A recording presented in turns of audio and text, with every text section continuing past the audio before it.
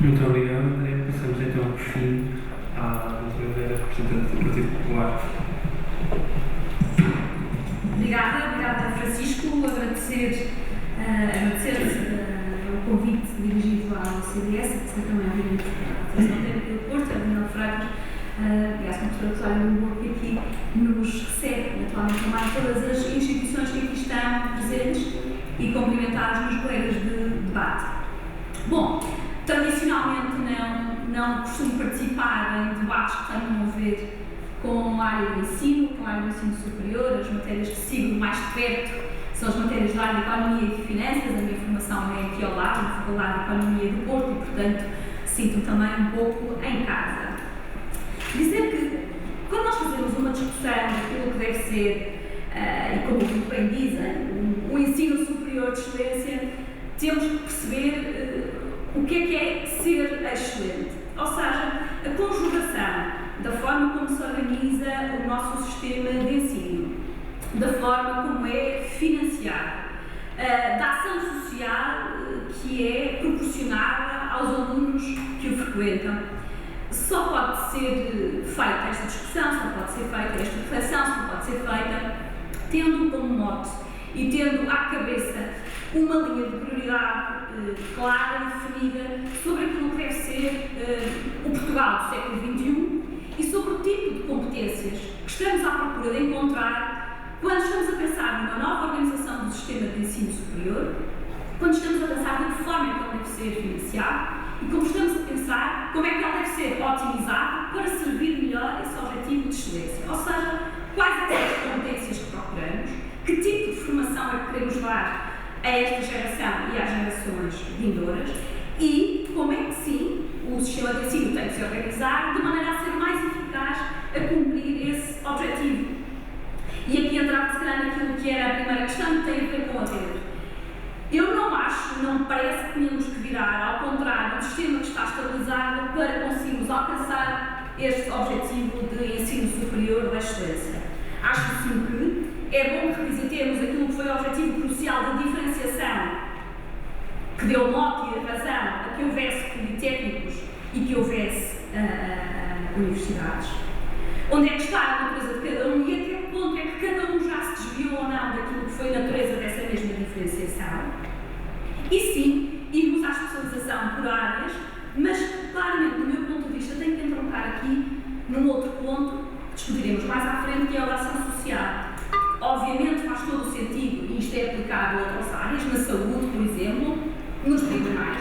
É lógico que haja uma especialização, porque a partir dessa especialização pode resultar, ou resulta à cabeça, em maior eficácia, mas a forma como o sistema vem a organizar-se tem que garantir que, quando nós temos um politécnico em Bragança, de onde eu sou, aliás, que se especializa, vamos imaginar, na área da agricultura, eu tenho que garantir, eu, Estado e o Governo, que o aluno da Guarda, da Covilhã e Castelo Branco tem condições para estudar para Bragança a agricultura, porque esse é o curso que quer tirar. Ou seja, esta visão de conjunto sobre cada uma destas dimensões tem que casar e, do meu ponto de vista, não é necessariamente virando tudo do avesso que se consegue um melhor objetivo. Sobre a questão da empregabilidade como critério único de escolha e de aferição daquilo que devem ser, digamos, as preferências dos alunos quando têm de fazer a escolha de acesso ao ensino superior. O CDS em 2012 apresentou uma proposta na Assembleia da República, uma recomendação ao Governo, designada no contrato de transparência, que permitia fazer aquilo que era um ranking pessoal. Ou seja, cada aluno deveria ter, obviamente, no critério de empregabilidade, no grau de sucesso de entrada no mercado de trabalho do curso de escolha, um critério importante, mas deve ter outros critérios bem claros e bem transparentes que lhe permitam obviar e iluminar, digamos assim, a escolha que tem que fazer. Como é constituído o corpo docente, que tipo de corpo docente é que aquela instituição tem, qual é o grau de satisfação dos alunos que frequentam aquele politécnico ou aquela universidade, qual é o apoio à ação social direta e indireta que é possível ter acesso numa ou noutra instituição, quais é que são as características do curso, se tem uma componente mais técnica, se tem uma componente mais teórica, se oferece um estágio curricular ou profissional no final. E ainda há dias temos uma notícia sobre um grau de sucesso maior no acesso ao mercado de trabalho nos cursos em que há um estágio curricular. Eu tive estágio curricular na Faculdade de Economia, na altura tínhamos no curso de Gestão. Os alunos de Economia não tinham, eu recordo que os alunos de Economia diziam muitas vezes que gostavam de ter também como componente curricular do curso um estágio curricular. Porquê? Porque eu entendo, e poderá ser mais polémico ou não, que não faz mal nenhum a ninguém ter 8 ou 11 semanas num estágio curricular que, eventualmente não sendo remunerado, permita uma primeira aproximação ao mercado de trabalho. Porque muitas vezes é a primeira oportunidade de um aluno se dar a conhecer e ter um contacto com aquilo que é a realidade organizacional do trabalho. E, por mais que sim, os politécnicos e as universidades tenham evoluído em conseguir dar uma componente de formação que está para além da componente académica, que permite desenvolver outros tipos de competências, e a participação em associações estudantis é um bom exemplo de como é possível, ao mesmo tempo que se estuda, desenvolver outro tipo de competências. Aliás, a qualidade deste documento demonstra bem que é possível ter uma visão pensada, estruturada, coerente, responsável, ao mesmo tempo que se está, digamos assim, hands-on, e ao mesmo tempo que se está a estudar. Mas o que eu quero dizer é que faz sentido que haja um grau de transparência maior na forma como as instituições comunicam e divulgam a sua organização interna, o tipo de oferta que têm a dar. Acho que esse aumento de transparência ajuda a dar dimensão, reconhecimento, escala e muitas vezes a notoriedade que as instituições procuram. Se ela deve ser feita com parceiros locais, entendo que sim, câmaras municipais, com entidades empresariais, etc. Mas, e eu termino, creio que já terei esgotado o meu tempo, dizendo que, de facto, há aqui uma visão de conjunto que, obviamente, tem que ir ao detalhe, mas nós nunca podemos perder aquilo que é o fio condutor essencial. E por isso,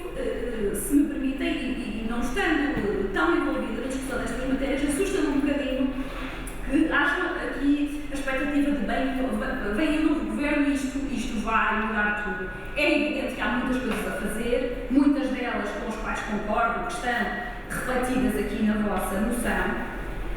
mas cuidado com fazermos depender aquilo que é um objetivo maior de estruturação do ensino superior no médio e longo prazo, ajustado a ciclos eleitorais.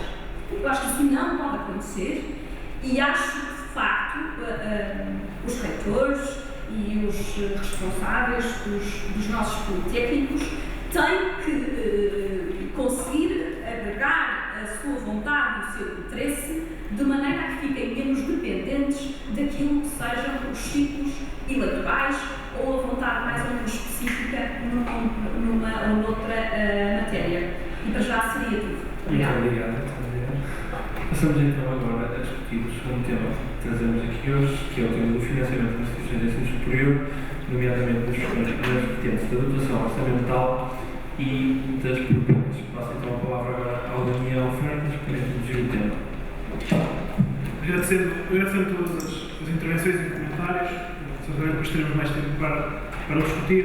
mas é importante esta última nota dada aqui pela Sra. Deputada. De facto, é importante que na área, tantas áreas estruturantes do país, como seja o ensino superior, seja a justiça, seja a saúde, de facto seria importante que houvesse pactos normativos para que estas mudanças não fossem feitas eleitoralmente, ao bom sabor dos atos eleitorais e da vontade partidária. É muito importante que o país se fixasse nisso. E de facto também é com esse modo que se inicia aqui alguma discussão sobre financiamento. Hoje, refletindo o presente, para depois perspectivar esse futuro que também apresentamos, o financiamento, conhecem bem, é um financiamento que está tripartido. Na parte pública, há um orçamento do Estado que financia as instituições, parte dessa receita é captada por elas próprias, através da sua captação, da sua possibilidade de captação de receitas próprias, e uma parte financiada diretamente pelos estudantes e pelas suas famílias, que é a parte das propinas. Parte dessa, que de facto depois deverá e deve, existe no Estado uma ação social do Estado que cobrirá aqueles que têm maiores necessidades financeiras esse valor e outros valores para poderem estudar no ensino superior. É com essa lógica que existe hoje este financiamento tripartido. E por isso também, de facto, a pergunta que se lança para a discussão, de facto, devemos continuar assim, fará sentido que este financiamento tripartido faz hoje sentido, ou continua a fazer sentido, o modelo de ensino superior que defendemos para o país. De facto, é esse também um dos modos que trará certamente essa discussão. E, partindo necessariamente do financiamento, é preciso perceber como é que o Estado distribui esse financiamento pelas instituições. Bem sabemos que a apatia tem sido grande na área e desde 2006, provavelmente, ou até antes, tem havido um contínuo histórico na distribuição do financiamento. Ou seja, hoje as instituições, salvo raríssimas exceções e pequenos ajustes, estão a ser financiadas a dados de há 10 anos atrás. Ou seja, os dados em que se baseavam no número de estudantes, na qualidade das instituições, na forma como o número de docentes, nos rácios existentes, em todas as perspectivas que as instituições tinham, foram completamente ignorados nos últimos anos. E isso trouxe, de facto, prejudicou, por um lado, instituições que cresceram e que se desenvolveram nestes últimos anos e deixou alguma margem, alguma folga para instituições que não cresceram tanto e, do seu lado, até cresceram no seu desenvolvimento. Por isso, é a visão da FAP, a visão que tem sido defendida também há muito tempo, é que a dotação orçamental para o ensino superior, dada por parte do Estado, deve ser distribuída de acordo com critérios claros, com critérios transparentes, nos quais se possa aferir, sim, o número de estudantes, mas também a forma como a gestão é feita, o tipo de docentes que existem nas instituições, a qualidade das instituições, a forma de gestão. Portanto, existindo critérios que se definam, claro. E muitas vezes a exigência é definam-se critérios. Porque até agora não se definiram critérios e muitas vezes o que se pede é definam-se alguns critérios para que as instituições se possam guiar e possam ter alguma previsibilidade na forma como se financia. Da mesma forma, deixo esse teto, fará sentido que hoje o financiamento mude, esta forma de distribuição orçamental deve mudar, ou se deve de facto também percorrer este caminho que, sabendo que o atual governo está a trabalhar nessa matéria, mas se calhar já tarde demais, de tal forma que poderá haver portanto, a transição de forças governativas e poderá perder-se ou não esse processo no meio da sua construção. Mesmo que não mudem as forças partidárias, mudarão sempre os intervenientes e isso poderá, se não houver esta estabilidade necessária para o ensino superior, poderá perder-se o trabalho que foi feito e que foi desenvolvido e percebendo que há uma concordância por parte das instituições, quer de reitores, quer por parte dos presidentes politécnicos. Por outro lado, é preciso também perceber a forma como o financiamento é distribuído. Portanto, por um lado, a parte distributiva já foi aqui falada, mas também o bolo que é distribuído. Sabemos que o ensino superior foi, de facto, flagelado com diversos cortes ao longo dos últimos anos. O que é que faz sentido agora, num Portugal que saiu de um resgate financeiro, será que faz sentido voltarmos a fazer um investimento no ensino superior? Fará sentido que a dotação cresça? Fará sentido, por outro lado, que a dotação diminua e se obriga à reorganização das instituições? Fará sentido? O que é que faz sentido nesta matéria? Nós entendemos que o financiamento do ensino superior tem que de alguma forma reforçar-se aquilo que se perdeu nos últimos anos, fazer aqui um progressivo caminho num financiamento mais interessante para o ensino superior e para a ciência, de tal forma que se possam dar algumas condições interessantes. Claro que isto não é uma visão única e exclusivamente focada no financiamento, mas sim com a reorganização da rede, portanto, toca tantas outras áreas que hoje temos aqui a discussão. Por outro lado, defendemos também que qualquer financiamento que seja feito, independentemente da forma como ele seja feito, deve existir compromisso e previsibilidade plurianual, ou seja, a instituição não pode, de um ano para o outro, sofrer cortes abruptos ou aumentos abruptos, deve haver uma previsibilidade e a instituição poder, a longo prazo, perceber o que é que pode gastar, quando é que pode gastar, quando é que pretende fazer esses ajustes financeiros, para que não seja única e exclusivamente,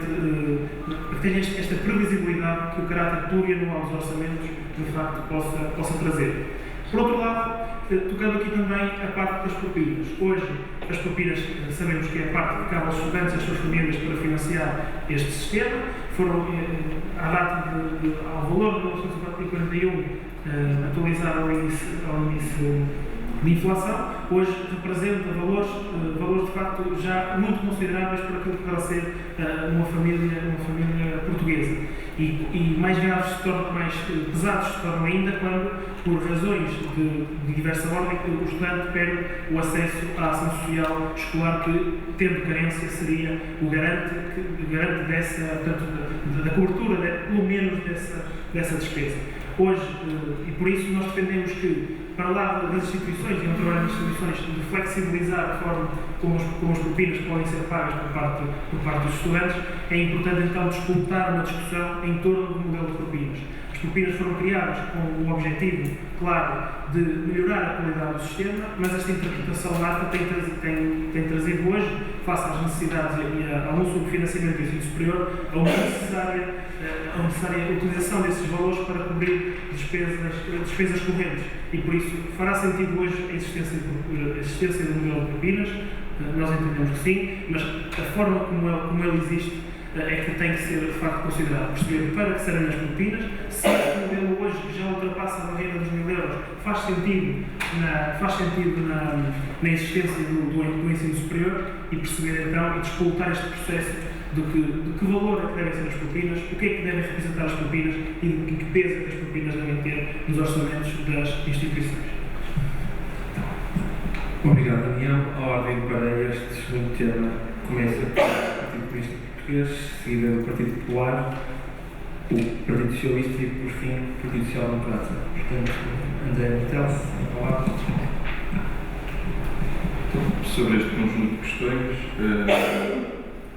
a nossa opinião, e acho que isto também merece uma ideia prévia, porque depois existem coisas mais específicas sobre as questões do financiamento e das propinas, é de que, tal como disse há pouco, sendo o ensino para nós um pilar fundamental do desenvolvimento da sociedade,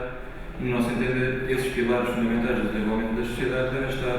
nas mãos do povo, e neste caso representado pelo Estado, e portanto deve ser o Estado a principal garante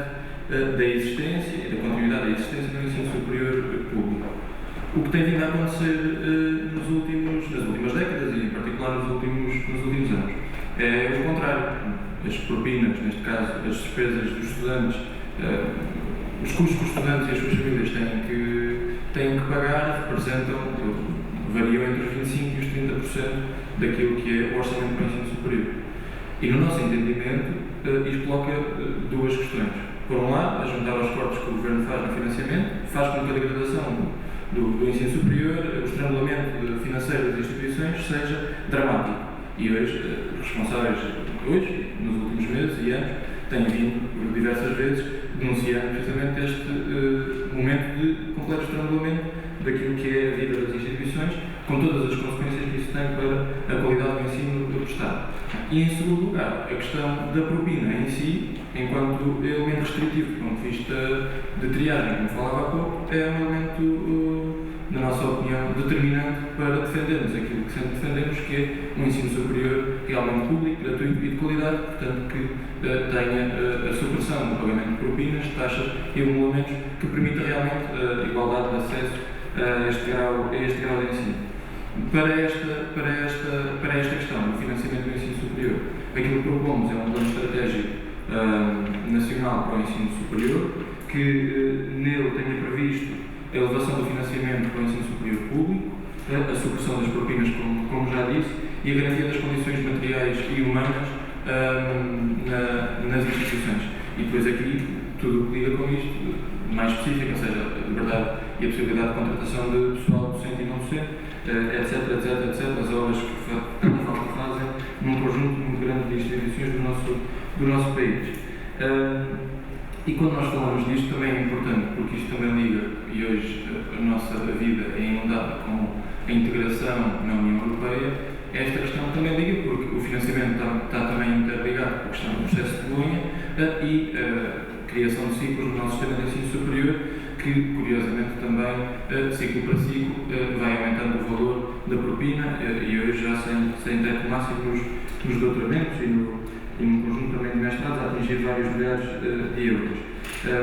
E no nosso entender, o caminho é precisamente o inverso, é garantir de facto o acesso ao ensino a mais estudantes. A questão da existência da propina, e nós, como já disse, defendemos um ensino superior sem propinas, levanta sempre uma questão que é, então, e o dinheiro? E aquela famigerada questão do não há dinheiro e amanhã vamos todos estar a passar fome. Eu dava apenas 2 exemplos para ilustrar a possibilidade real disto se fazer. Aquilo que nós pagamos hoje de juros da dívida, portanto, aquela dívida que nós andamos a pagar para resolver, mas que estranhamente tem aumentado, essa mesma dívida nós pagamos de juros sensivelmente 8.500 milhões de euros por ano no ano passado. Isto aplicado nas propinas, portanto, todas as propinas, das licenciaturas aos doutoramentos, dava qualquer coisa como 26 anos sem propinas no ensino superior. O PCP, no seu programa eleitoral, tem também uma proposta que a mim parece perfeitamente razoável por taxar 0,5% as transações financeiras feitas em bolsa. E eu repito o número, porque é de facto muito razoável. 0,5%, comparado com o que eu pago em termos percentuais de impostos, é pouco ou nada. 0,5%. Isto dava para arrecadar para o Estado 3.900 mil milhões de euros. 3.900 mil milhões de euros nós podemos ir buscar as transações financeiras se taxássemos 0,5%, dava para 12 anos no nosso país sem existir propinas para nenhum estudante. E estes 2 exemplos acho que penso que são ilustrativos para perceber de facto como a questão do financiamento para o ensino superior não liga apenas com questões de mera gestão da vida do país, mas com questões profundas de facto de retirar aquilo que é o financiamento do Estado público ao ensino superior e passá-lo ora para cima da vida dos estudantes e das suas famílias, ora para as receitas próprias geradas através das instituições, e já sabemos também onde é que isso vai dar, precisamente para a vida dos estudantes e das suas famílias, ora para dinheiros privados, que também sabemos que nem sempre os interesses privados são consonantes e coincidentes com os interesses do país e, portanto, com tudo o que isso tem de lesivo para o interesse nacional. Eu terminava apenas com esta questão das propinas, porque penso que esta questão tem alguma profundidade do ponto de vista político e ideológico naquilo que deve ser o acesso ao ensino superior, e muitas vezes olham para nós como extraterrestres, e lá está até o PCP que defende o fim das propinas e tal, mas quando eu digo que há 20 e poucos anos não havia propinas no ensino superior, e os salários pagavam-se, as pensões pagavam-se, os hospitais estavam abertos e também não tinham taxas moderadoras, tudo funcionava, as pessoas ficam exatas, se calhar não é assim tão louco como isso. E eu acho que esta questão de facto da propina, existindo como elemento restritivo, porque a ação social escolar, já vamos no próximo tópico, não responde de facto a esta questão, e também não deixa de ser revelador. Portugal é o único país da União Europeia em que o estudante bolseiro paga propina, ou seja, a propina basicamente, a bolsa é basicamente a isenção do pagamento da propina, portanto, nem sequer é o único país da União Europeia em que se paga, em que um estudante tem bolsa paga propina, e curiosamente a nossa propina em termos absolutos é das mais altas, salvo erro, a segunda mais alta, da terceira, pronto, comparado com o salário da União do Reino Unido, que acho que é a mais alta, não está de facto, não bate uma coisa boa. E estas questões do financiamento são questões de facto complexas, que, tal como eu disse na minha primeira intervenção, ligam precisamente também com opções de caráter nacional, de inversão daquilo que tem sido o caminho de desastre de lapidação daquilo que é o interesse nacional, de vender aos baratos as nossas empresas e de não taxar os grandes grupos económicos e os grandes interesses e taxar fortemente aqueles que são os que produzem de facto a riqueza, os trabalhadores, as famílias e os estudantes do nosso país. Obrigado. Passamos então agora à doutora Rodrigues. Muito obrigada, serei relativamente mais breve desta vez. Obviamente concordamos com a solução que funciona atualmente, num sistema tripartido entre aquilo que é o financiamento direto do Orçamento do Estado, de receitas próprias e também de propinas. Porque entendemos que quando o Estado não consegue, por si só, garantir o funcionamento das instituições, o funcionamento e a sua excelência não deve ficar prejudicado por causa disso. Portanto, quando a exclusividade do financiamento, numa aplicação direta e imediata daquilo que o meu colega do PCP defende, põe em causa a própria viabilidade das instituições, o que é que fazemos? Ficamos de braços cruzados ou procuramos alternativas como tivemos que procurar? 25 anos funcionava tudo bem e havia dinheiro para tudo. Bom, nós sabemos bem ao resultado que chegamos e não é propriamente feliz, parece-me, para ninguém. Nós sabemos que há um novo modelo de financiamento em discussão, que há esse trabalho a ser feito em conjunto e que tem havido, mesmo no cenário de dificuldade, de facto, um trabalho de tentativa de concertação de soluções entre aquilo que é o Governo e os representantes do ensino superior. Ainda recentemente, a revisão da Lei de Enquadramento Orçamental foi prova disso, onde foi possível alertar e a maioria trabalhou de forma muito próxima com os seus reitores no sentido de encontrar uma solução para que ficasse claro na Lei de Enquadramento Orçamental que há um regime específico e especial que não pode pôr em causa, digamos assim, o funcionamento das instituições de ensino superior, e houve mesmo nas situações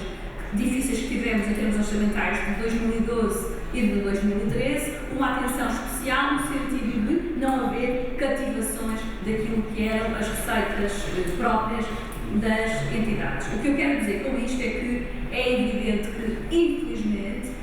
não foi só o ensino que passou dificuldades, não foram só as suas instituições que tiveram dificuldades, mas tem havido, dentro de um cenário de dificuldade, alguma atenção especial, digamos assim, ao ensino superior, como tem que haver do meu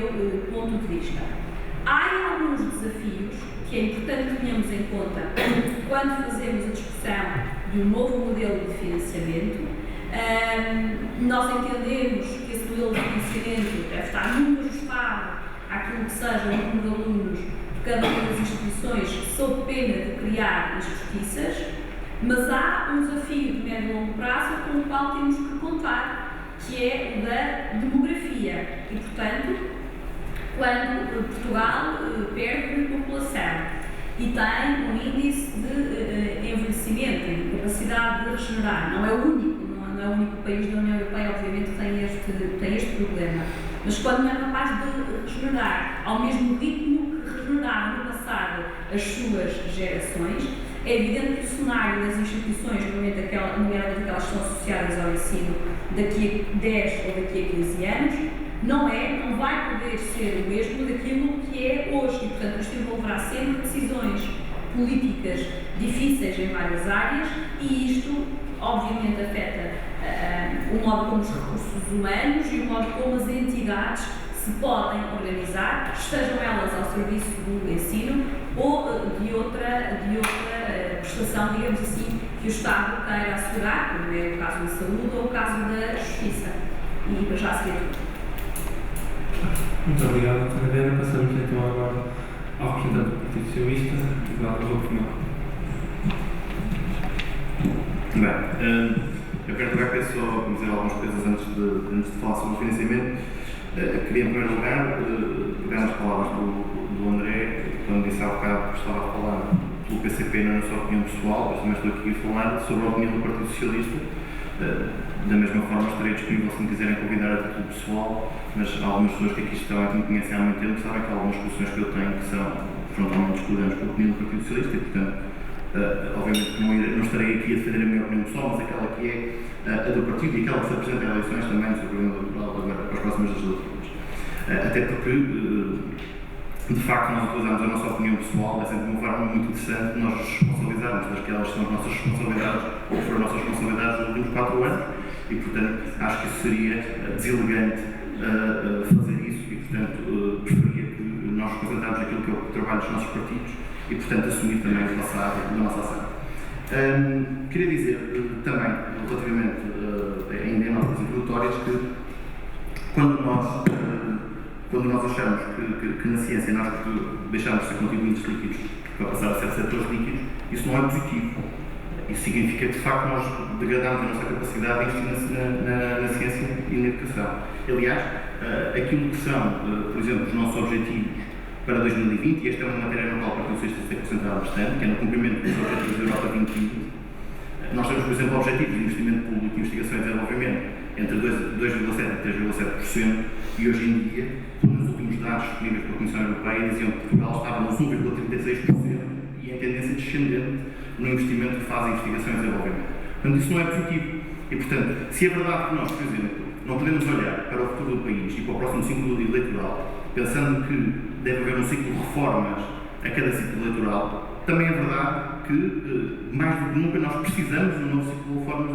a partir deste ano e com o próximo governo. Porque nós não podemos admitir que depois de termos assistido a uma degradação do ensino superior e da ciência e tecnologia em Portugal, como assistimos nos últimos 4 anos, para não falar em todas as outras matérias de vida pública, agora possamos ter um governo que vá estabilizar um quadro de degradação do país. E isso certamente o Partido Socialista não fará.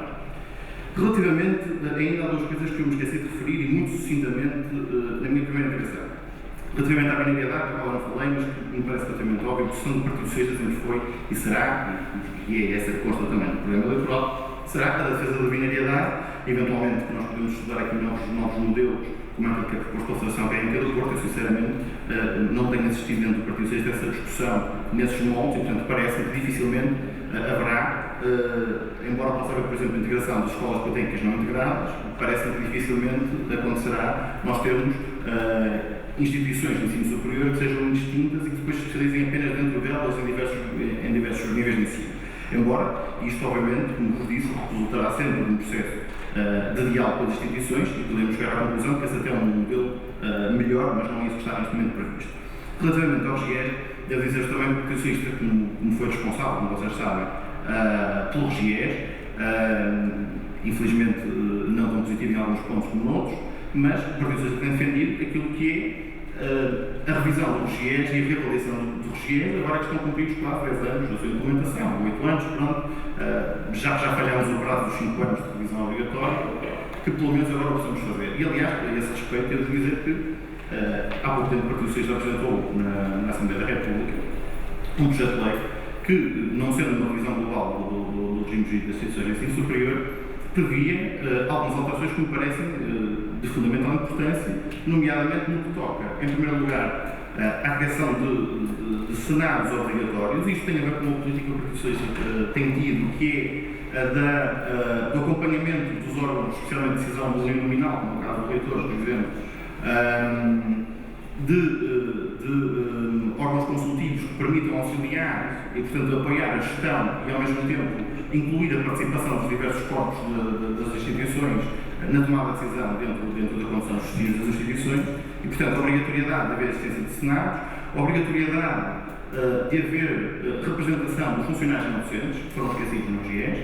e depois, por outro lado, também, de nós podermos aumentar a representação estudantil eleita dentro dos órgãos, nomeadamente do Conselho Geral, e isto parece também bastante importante para os estudantes, e mais ainda, porque, para além das palavras, importam também os atos, e, portanto, quando queremos reconhecer o trabalho das instituições, nomeadamente das associações de estudantes, devemos, de facto, reconhecê-lo com atos. Portanto, o Partido Socialista pediu também que as associações de estudantes estejam presentes nos Conselhos Gerais, ainda que sem direito ao voto, mas que estejam presentes, que possam ter usado a palavra dentro dos Conselhos Gerais e, portanto, sejam formalmente reconhecidas enquanto representantes legítimos dos estudantes. Isto parecem pontos, obviamente, muito importantes. Relativamente ao financiamento,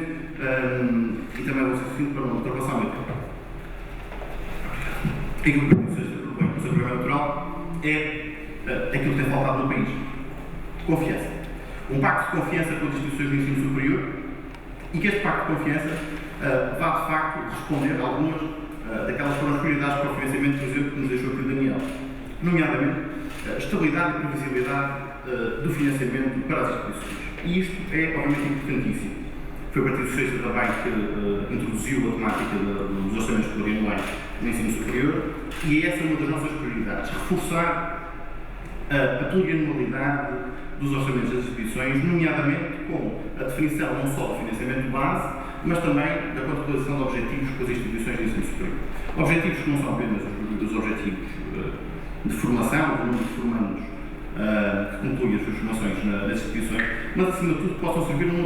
outro papel, que é um papel de aumento da qualidade geral do sistema, nomeadamente com programas de modernização pedagógica, com programas de aquisição de equipamentos, de reforço do ponto de vista infraestrutural, com programas de cooperação interuniversitária e, portanto, ter aqui uma visão que reforce o financiamento,